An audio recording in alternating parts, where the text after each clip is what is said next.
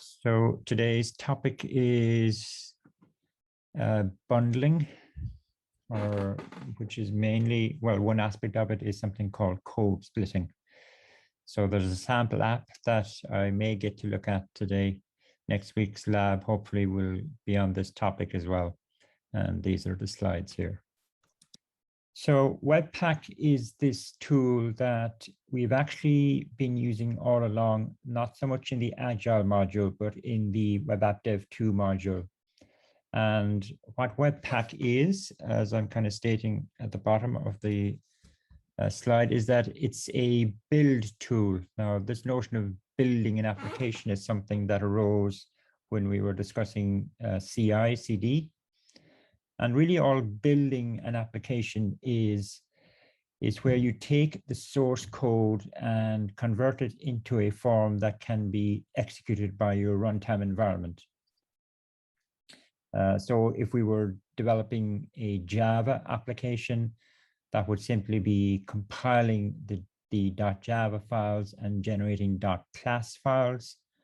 But also it may involve packaging all of the .class files that make up our application into a single unit. That's really what kind of constitutes building in general. Taking your source code, converting it into an executable form, and packaging it into something that can be deployed onto the server and executed within the server environment. When we're talking about web apps, then the compilation is really this idea of transpiling your ES6, 7, 8 code back to ES5. It also would involve, in the case of a React web app, transpiling your JSX into plain old JavaScript. So that's what we mean. That would be part of the building process, but also it would involve taking all of our individual JS files and packaging them into a unit. So, and by far and away, the dominant build tool for web apps is a tool called Webpack. And as I said, it's something we've been using all along behind the scenes in the Web App Dev module. The Create React App tool, which you use for developing React apps, it uses this Webpack tool internally. And so this is something like what you were doing in the labs this week, albeit up in GitLab CI. You were running just a standard web server. The web server that we use is HTTP server. That's just the standard web server. And we were pointing it at this build folder. This build folder was what we created using the npm build command. And we can see the folder content on the left there. And we have a sense in very general terms as to what this build folder contains. This now we can say is, we can now say that this is actually the output generated by a tool called Webpack for us. And it's the form of our React application that is executable by the browser, I guess.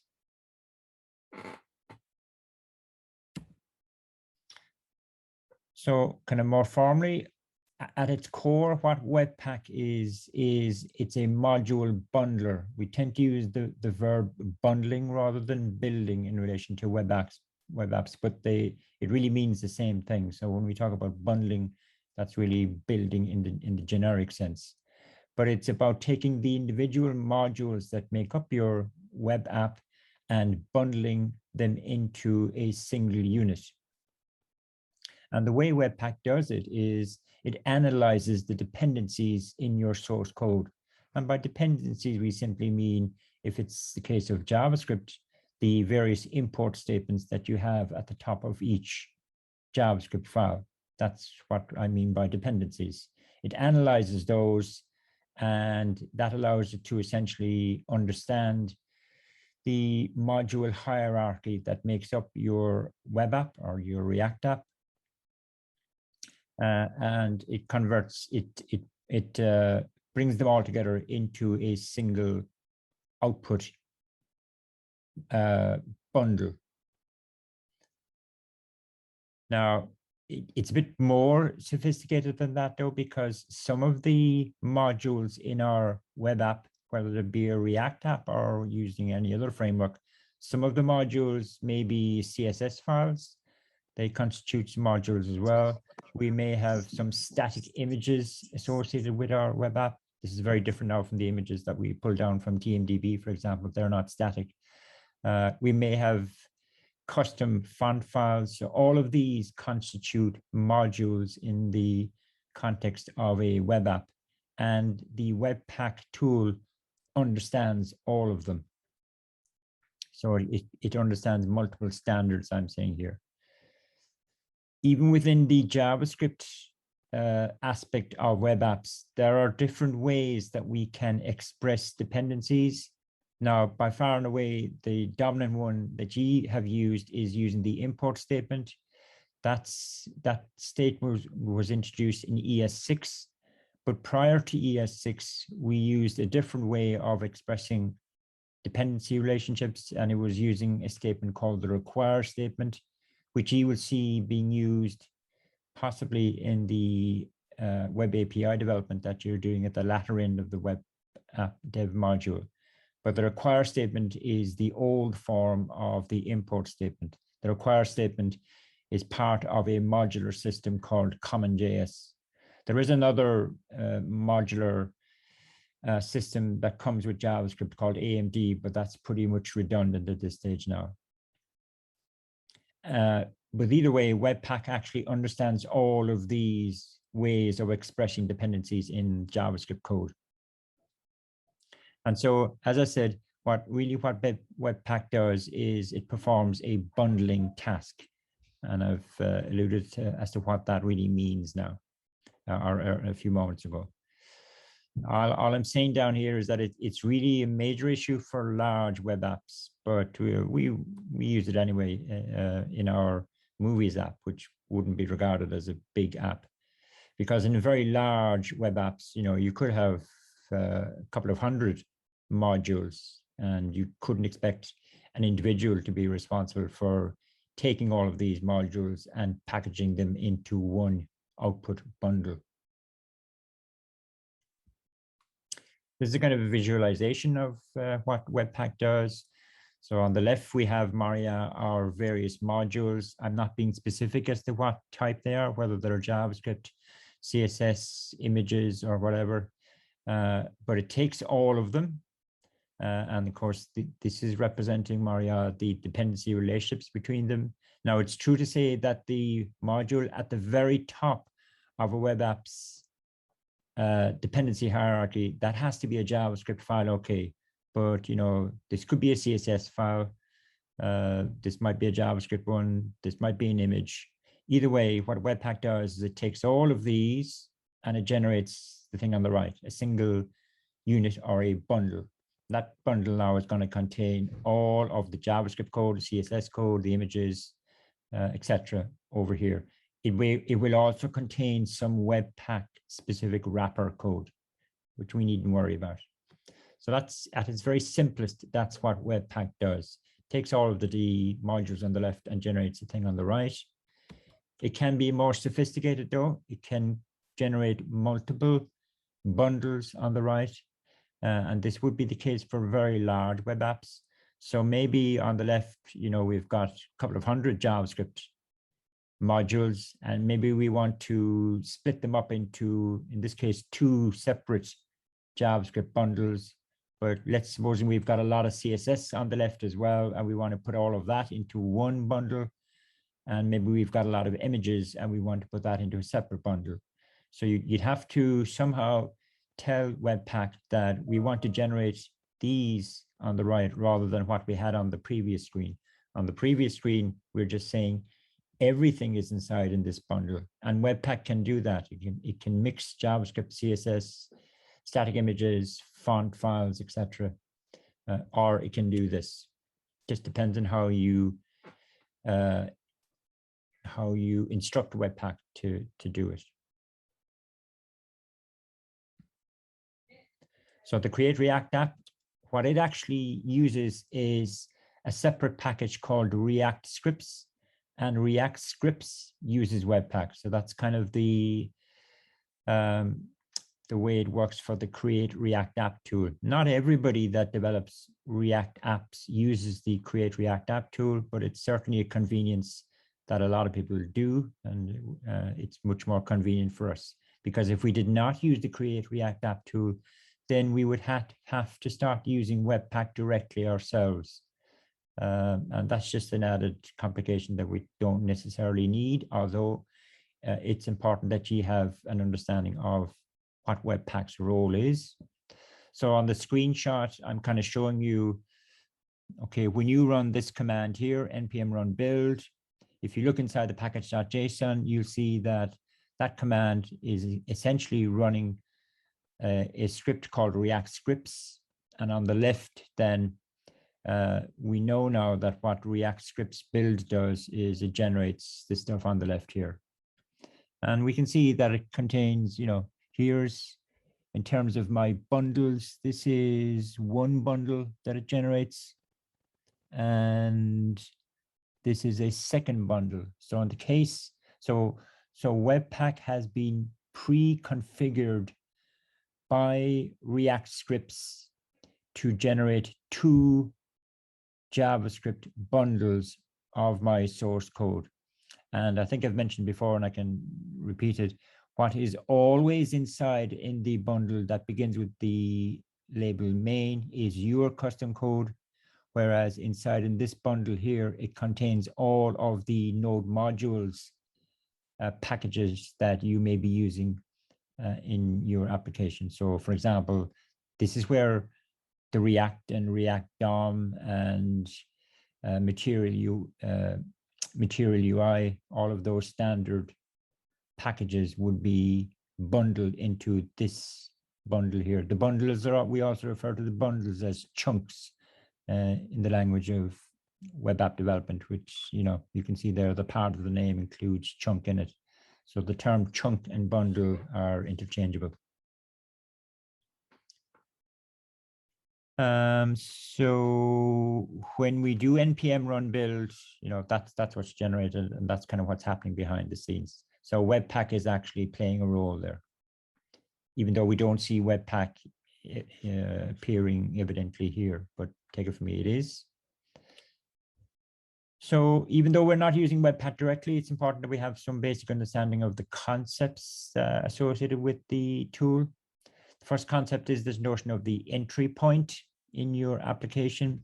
And the entry point is simply the module that is at the very top of your application's dependency graph. By dependency graph, I mean, if I just go back for a second, this is what I mean by the dependency graph of your application.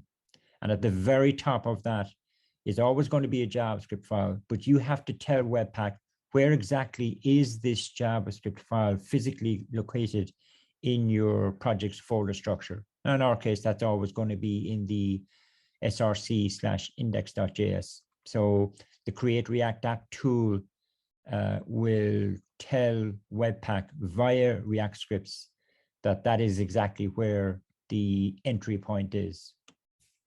If you want it to be something else, then you have to do some special tweaking in order to do that, but why would you? So that's the entry point. And really what Webpack does is it starts at that file and then it follows the various import statements in order to develop an understanding of the dependency graph of your application. The second concept associated with Webpack is this concept of loaders. Now, again, if I go back a couple of slides, at its core, all Webpack does is it takes these modules and it packages them or bundles them, as I've explained on the right here. But it may also need to perform some transformation between the JS code on the left, for example, and the JS code on the right. A very simple example of that would be if this JavaScript file contains some React component code, then that has to be transformed into plain old JavaScript. And so that transformation is performed by what we refer to as a loader in Webpack terminology. Similarly, if you've got a CSS file that contains Sass, then that Sass has to be transformed into plain old CSS. And in the language of Webpack, we would need a loader to do that for us. So you've got to tell Webpack what loaders are you using or do you want to use. So that's fine, that's loaders. And the third concept is plugins. And as with any kind of aspect of software development, plugins are these kind of additional extensions that have been developed by the community really for various tasks that you might want to have performed as part of the overall bundling process. Okay, so there are many plugins that have been developed over the years really, but they allow us to extend Webpack's core purpose. Its core purpose is just taking your dependency graph, understanding it, and generating the bundles on the right. Number two, carrying out transformations. And if you want to do something in addition to that, then you're probably going to need a plugin to do it for you.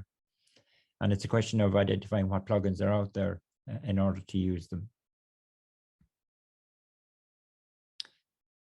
So we need to configure Webpack somehow, and there are multiple ways you can do it. You can do it from the command line, which most people would not. You could actually do it programmatically. You can write a piece of JavaScript code which interacts with the Webpack tool, because the Webpack tool provides an API that we can interact with. So we can do it programmatically, and for very large, sophisticated web applications, that would be the case. The third option there, though, is by far and away the most common one, where you use an actual configuration file. Now, the configuration file is actually a JavaScript file. It's not a JSON file. So technically, it's code. Now, the code, though, is written in a declarative way. It's not written in a procedural way, which we would do possibly in option 2 there. We would write our own procedural code. Whereas if we use the configuration file option, it's more declarative. Now, of course, you've got to follow the rules of the declarative language. There is a default name for the configuration file, which is this name here. Okay, so inside that file, that's where we would express where is the entry point for our web app, what loaders do we want to use, what plugins do we want to use. That's how that's what goes in here.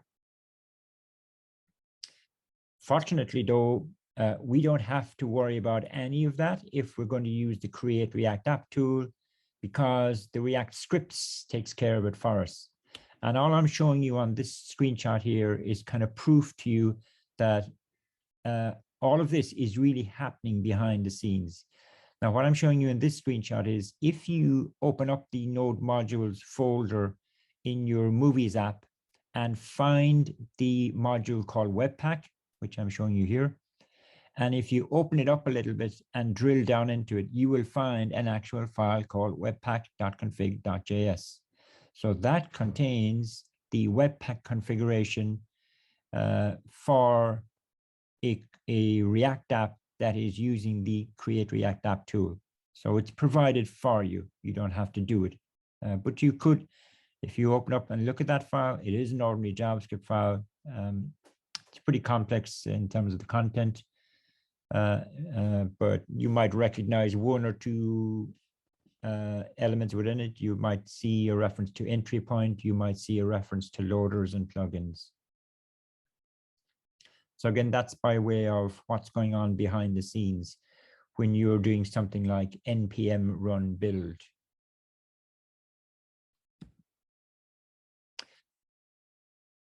Now, you may have noticed, or you may not, when we open up the, if I just go over to VS Code, this is the Movies app here.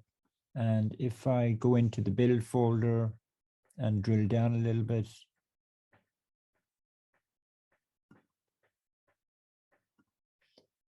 So here, this is a bundle, but we've got these other files as well. We've got files that end in .map, and there seems to be a .map file for every bundle. The other bundle is here, and there's a corresponding .map file. So what are these about?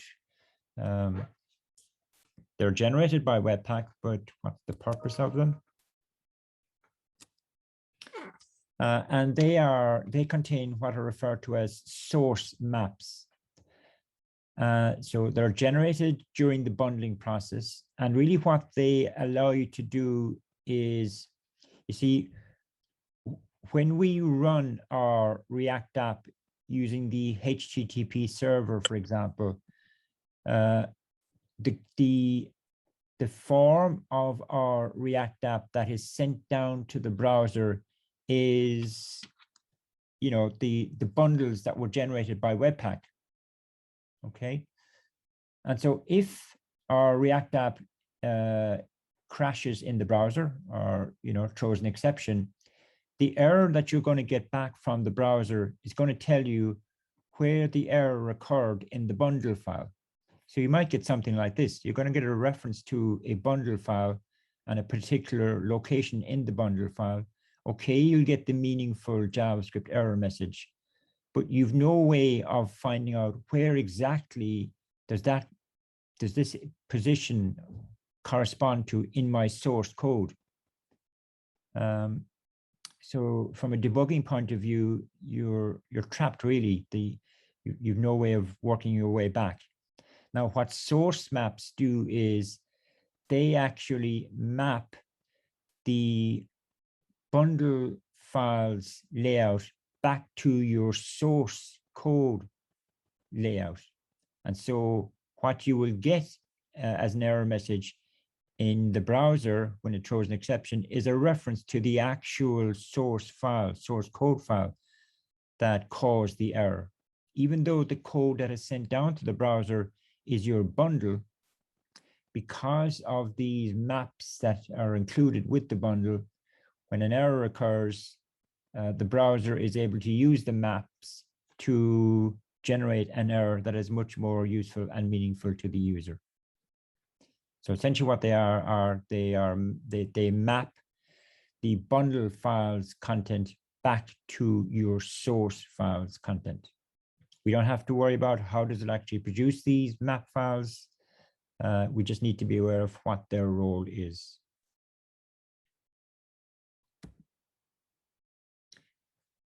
These source maps are generated by Webpack, and there are different forms of these source maps. Again, I'm giving you this information by way of background. I keep saying, look, the React scripts package, which comes with Create React App tool, it takes care of all of this for you. But if I might go back, if we were to look inside this Webpack configuration file, it's in there. We would see some reference to source maps and what type of source maps we want generated. Well, this is kind of what I'm outlining here. There are multiple different types of source maps. For example, there's one just called source map. This is a kind of configuration flag. And I'm saying that what that generates is it generates a fully featured source map as a separate file. And that's what we see here. Okay, so it looks like that the React scripts generates source maps of this type, where we have where our source map is in a separate file. But, I'm saying there are some disadvantages with that because it does slow down the build process. It takes longer when you're doing a build for the Webpack tool to generate these separate source map files.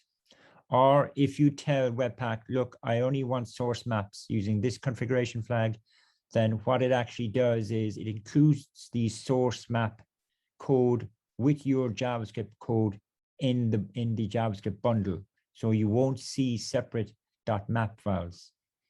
And that might be fine maybe when you're just doing development work. I'm saying one of the disadvantages of using that approach is that it potentially can impact on the security side of your bundles, that there may be a loophole there. So you may use this when you're doing development, whereas you may generate these types of maps when you're actually deploying your app to a production environment. And there are other options as well. You don't really need to worry about these, but just making you, giving you an awareness of them. Because this whole Webpack tool, it's not specific to React. It can be for any other type of, any other framework that you might be using in your web app development. Loaders is something I mentioned a while back. So loaders is this part of the bundling process where your source code has to be transformed before it is put into the bundle. And there are many loaders available to us. We install loaders, they're installed as separate NPM packages. Out of the box, kind of saying here, Webpack understands ES5 and ES6, but we now know that we have ES7, ES8, ES9. I'm not too sure how far it's gone, but by default, if the code that you've written is only ES5 or ES6, then potentially you don't need any loaders from the JavaScript point of view. That is, if your CSS is written in Sass, then you do need loaders. But invariably, some of the JavaScript that we write is ES7 and beyond. So in that case, we do need a loader in order to transform it back into plain old ES5 or ES6. I've said that already. They apply transformations. That's all right. Like there are other forms of JavaScript out there. Not sure if you've heard of CoffeeScript. CoffeeScript is I suppose I'd describe it as a functional programming language form of JavaScript. Clearly, browsers don't understand CoffeeScript, but we could write some of our JavaScript as CoffeeScript, but that has to be transformed. There's also a language which I'm sure you've heard of, which is TypeScript. As you know, JavaScript is a dynamically typed language. You know, you don't declare what type your variables are, whereas with TypeScript, you do declare the type of each variable. But again, browsers don't understand TypeScript. It has to be transformed back into plain old JavaScript.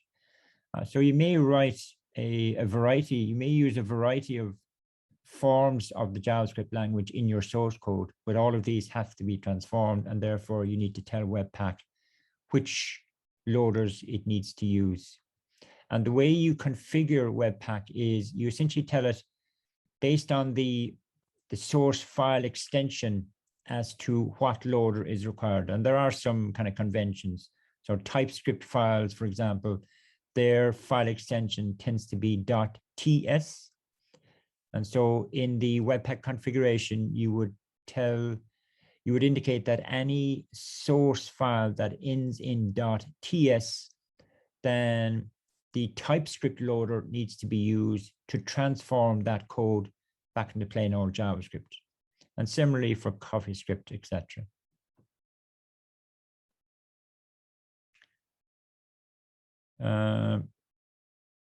Okay. So Webpack is all about understanding module dependencies, but as I've kind of alluded to, a module may not just contain JavaScript code, it may contain CSS, for example, or some font definitions. So Webpack still needs to be able to understand the dependency relationships between those other types of modules. And it just does, because it's been written to understand them. So for example, we can use this statement in a CSS file if we want our CSS file to refer to another CSS file that is hosted on some website. It can, as well, whether you're aware of it or not, within your JavaScript code, you can refer to, if you've written some of your own custom CSS, you will want to import that CSS into your JavaScript so that you can use the class names, the CSS class names that you have defined in your custom TypeScript. So you will be importing CSS files within your JavaScript using a standard import statement, as it turns out, but Webpack will be able to understand the dependency relationship between that JavaScript and CSS file. It can follow all of those types of dependency relationships. So it's very flexible in that sense. Or if you refer to a static image from within your JavaScript, that's another dependency relationship. It's the same kind of import statement, but clearly what you're importing is not JavaScript, it's something else. But that doesn't matter to Webpack. It will be able to follow that, that association. And we've kind of seen this, so that's kind of what brings us back to here again. So the kind of dependency relationships that are going on here could be from JavaScript to CSS, from JavaScript to Sass, from JavaScript to a .png file. And what it generates, if you wanted to, is what we see on the right.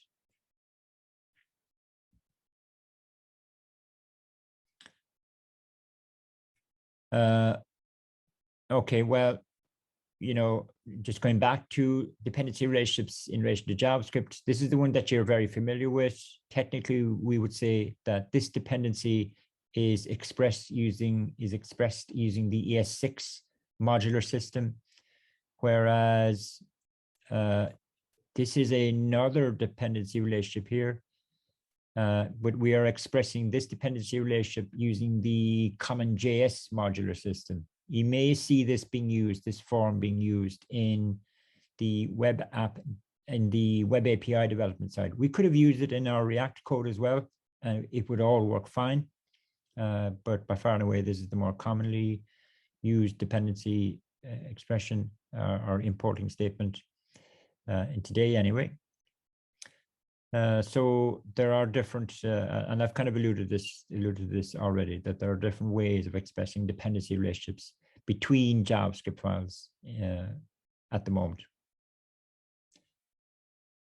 And what are we saying here? Oh yeah, this is kind of what I was mentioning there a few moments ago. This is a valid statement within your JavaScript code, but what we're actually referring to is a CSS file, but it matters not to Webpack. It can still understand that dependency relationship.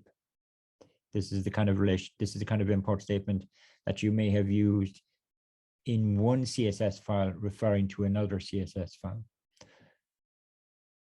And I'm just mentioning that there are different types of loaders that may need to be involved there as well. Just for completeness, plugins, there are a couple of plugins that we are actually using behind the scenes. There's this plugin here. This is the plugin that's responsible for, like, every time we run npm build, this plugin behind the scenes just wipes the current content of our build folder. And then it generates, the Webpack generates the new build output. But this is just the one that just takes care of cleaning out what's currently there. This is a plugin that generates the standard index.html for our application. In other words, if we look inside the build folder, there is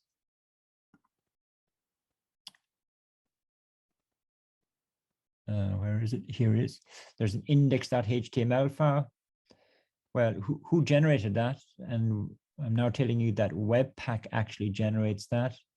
There's very little in it, but what is inside it, if you scroll across, is you will see references to the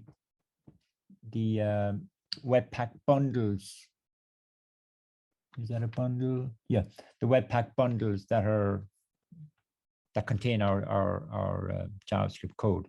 But this index.html has to be generated by somebody, and I'm now telling you that Webpack does it, and specifically it's a plugin called the HTML Webpack plugin that does that for us behind the scenes.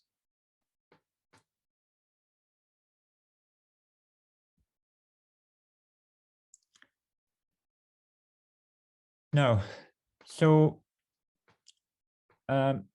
a key kind of concern when you are doing web app development is you want your web app's load time performance to be as efficient as possible. What I mean by that is when a user wants to use your web app, they enter the web app's URL into the browser. That's going to send a request to the server. The server is going to return back the generated index.html that I just mentioned there a moment ago. Inside in that index.html, there will be references to the bundles that are required. That will cause the browser now to send a request back to the server to get those bundles. They need to be downloaded into the browser, and then the JavaScript kicks in and executes. So the load time is the time between the user enters the app's URL into the browser and when they actually see something appearing on the screen. That's the load time performance of your app. And we want that to be as quick as possible, obviously. So how do we try and achieve that? Or what can we do to try and keep the load time as low as possible? And I'm giving you some solutions here. One is minification. That means simply keeping the bundle files as small as possible because they have to be sent across the network. So the smaller they are, the better. Minification and uglification are kind of the same terms for, or two terms for the same thing. It's about reducing the size of your bundles to the minimum. Caching is another way, which I'll talk about in a second, and code splitting is a third way. We kind of know what caching is about. We kind of know what minification is about. Code splitting is something that I will need to step you through. It will mean changing some of our source code in order to achieve it. We refer to all of these things as kind of optimizing the production form of our web app, or the bundled form of it. And lo and behold, Webpack uses plugins to support some or all of these. Certainly, Webpack uses a plugin to achieve minification, uglification, and also code splitting, and indeed caching.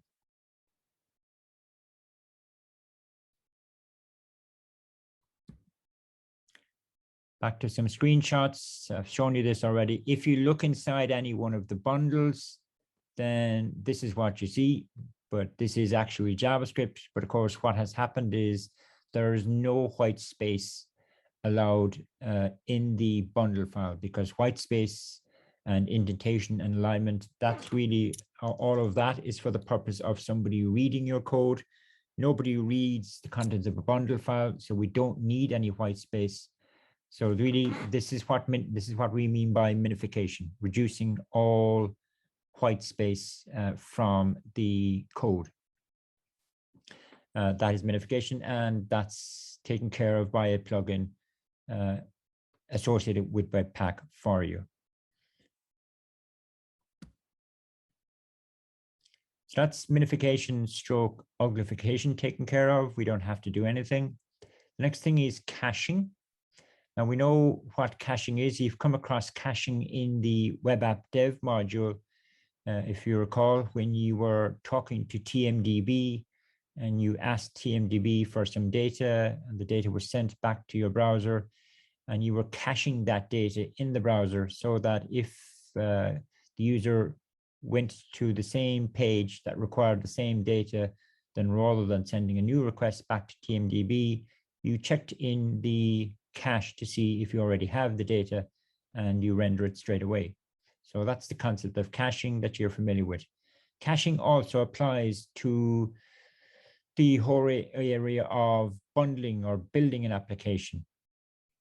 And caching is used all over the internet, as you may be aware.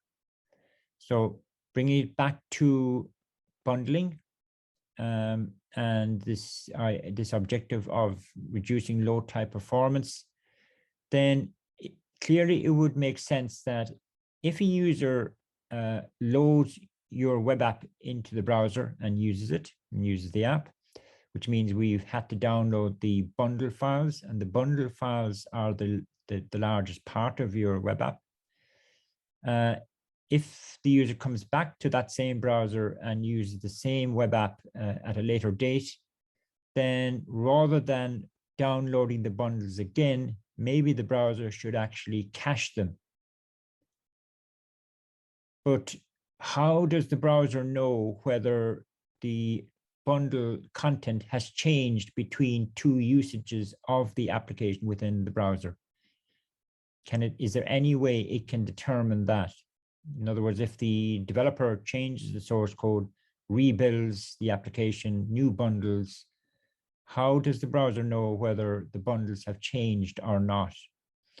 And the way Webpack does it, and it's a fairly common technique, is based on the names that are actually given to the bundle files. And I'm suggesting here that if we use hash-based naming system for our bundle files, then that will allow the browser to cache the bundles and to determine whether it needs to re-download the bundles associated with a web app or not. So we've seen that, for example, this might be the name for a bundle. And this part here is the hash part. And this is actually generated by Webpack at build time. And the value of the hash is based on the content of the bundle file. Therefore, if the developer changes the source code and you rebuild this bundle, it's going to have a different hash value. And that's what is at the center of allowing a browser to use caching, as we'll see in a second. So the first answer to how can we utilize caching by the browser for our web apps, the answer is use hash-based bundle file names. So if we kind of illustrate, so what I'm trying to get across here now is the communication sequence between a browser and wherever your web app is hosted on some cloud-based server, let's say. So the flow is the user enters the URL of the app, and that sends you a HTTP request. Let's say that's the URL of your web app to the server. The server responds back with the index.html. We've seen what that might contain. Inside in that index.html, there will be references to the bundle or bundles associated with this web app. Let's keep it simple and assume there's only one bundle. And the bundle file name is, again, just for simplicity, bundle 1234. So 1234 is the hash value. And so our browser is now going to request bundle 1234.js from the same server, and it returns it back. So far, so good. Now, having received the bundle, what the browser will do is it will store that bundle in its local cache. Every browser, as we know, has a built-in cache. This is separate from the cache now that you would have been using in the web app dev. That was a separate library. So the bundle is now stored in the browser's local cache. At some later stage, the user comes along to the same browser and they want to use the app again. So they enter the URL of the app and that sends a request back to the server. That has to happen. The server has to return the index.html. But if the browser inside in this index.html, if it contains references to the exact same bundle file, then the browser will now consult its cache. It will find that it has the bundle because the bundle file name has not changed. And so it won't bother requesting the bundle from the server. It will run the bundle code and generate the app's UI straight away.